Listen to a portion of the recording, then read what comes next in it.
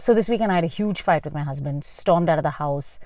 Ordinarily, I would call an Uber, I would call a friend, find a place to squat and vent all the emotions out and come home. But obviously, without having that option, I circled the block like a wounded cat and then came home completely deflated. It was so small, I don't even remember what the fight was about, but I can safely assume that 2 months in quarantine and it's getting to all of us. I mean, it's been 9 freaking weeks with no end in sight. And in the beginning, I was really positive and I loved having everybody around. But now my kids following me around with a laptop while I go to the bathroom is getting a bit old. Like the other day, I walked past my son's Zoom class with no underwear on. I kid you not. Because I don't know where they are most of the time. Seems to me like they're everywhere. And why do they eat so much? And where can we go to escape the constant cycle of eat, clean, eat, repeat? Where's the alone time? How do we break the monotony? I don't think I've laughed at a Corona meme in days, and if I lose one more Zoom meeting ID, I will lose my fucking mind. Quarantine fatigue is a thing.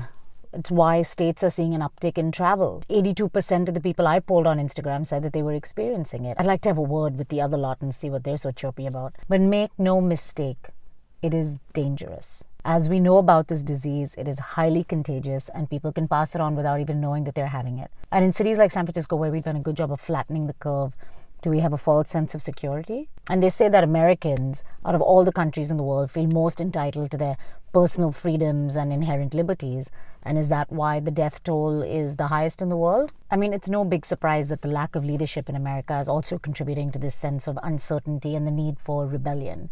I don't care what your politics are. What Trump is doing around pitting states against their leaders and placing doubt on the words of the experts that he's put in front of us in the first place is not normal, and it is very, very damaging to the collective psyche. And it makes us uncertain and it makes us nervous, and that's not a great combination for rational decision making. So of course we're acting out. We get mixed messages from the government.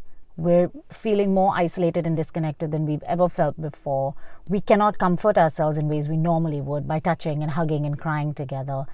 And we literally don't know when it's all going to end. The impact on mental health is very, very real. So I'm grateful for leaders like Newsom and Cuomo, but Cuomo said it himself. Now it comes down to you to protect yourself. The government has done what it can. It's closed everything down. Are you wearing a mask? Are you using the hand sanitizer? What's going to save us now is common sense and calculating risk. It's not binary. It's not all or nothing. It's not complete isolation or licking someone's doorknobs. I don't even know where that came from. It was the most absurd thing ever. We know that in closed and crowded settings with prolonged and close contact is guaranteed higher transmission, whereas a casual encounter at a safe distance is better. You have to weigh the pros and the cons. If you are craving human contact so much that it's actually affecting your mental health, then a run with a friend at a safe 6 feet distance is probably worth it for you. I'm not suggesting that you go against the rules of your government, but as this thing drags on and things open up just a little, if we can all be counted on to act as rational adults, looking out for our own well-being and the well-being of those around us, we can actually get to the other side of this thing. And the one other good thing that's happened is that we're actively talking about our loneliness. Corona didn't make us lonely. The epidemic of loneliness is something that's been plaguing us for the last decade, and we're more proactive about addressing it. Until there's a vaccine or a treatment, we are going to have to live with some version of this. So the more creative you can get, the better. Like these people that did a neighborhood concert, or these neighbors that pull out their tables and all have dinner together at a safe distance. I spent Mother's Day with 3 of my girlfriends socially distancing without husbands and kids. It was great. Do what works for you. Find what you need. Yes, I'm sitting in my car. As I mentioned, there's a people everywhere in my house, and sometimes I just need some quiet time and space.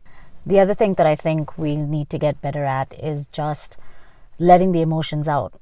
A friend of mine told me about her 10-year-old the other day sobbing in the shower because she missed her friends and she missed school. And there's a version of that little girl in all of us. This is really hard. Our lives have been turned upside down and we don't know when reality as we know it will return. So the constant pressure to be productive and be positive and be grateful can be really exhausting. So as I've talked about before, you have to expect the roller coaster of emotions and Just ride it out. And everything is okay to feel. It's perfectly normal to want to kill those people talking about thriving in quarantine right now. And while it's really important to let the negative emotions have their moment, it's also key to remember that this too shall pass.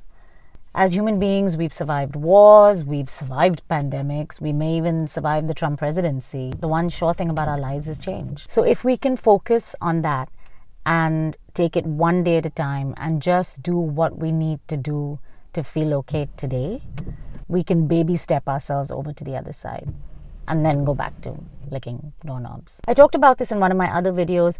In terms of keeping yourself busy, it's about finding that sweet spot between tasks that keep you distracted, that may even bring you joy. I mean, who'd have thought banana bread has all these magical qualities, but that is not overwhelming and not too much of an effort. We're buying time until a solution. So whatever you can do to make that more pleasant. Like, I bought a wet vacuum and I was super excited. I don't even recognize myself anymore, people. I mean, they said long haul, and I think we're just beginning to understand what that means. We have to build our stamina for a marathon, and that means starting with our own mental health, to our physical health, to the health of our families and then our communities. Never has it been more apparent how codependent we are on each other.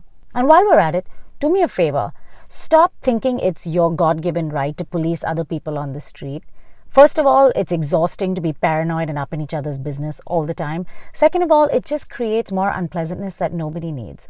Assume that everybody's doing their best and mind your own fucking business just a little. Thank you. You can do it. Hang in there. I'm going to sit in my car a little bit longer. Do what you need to do. Cheers.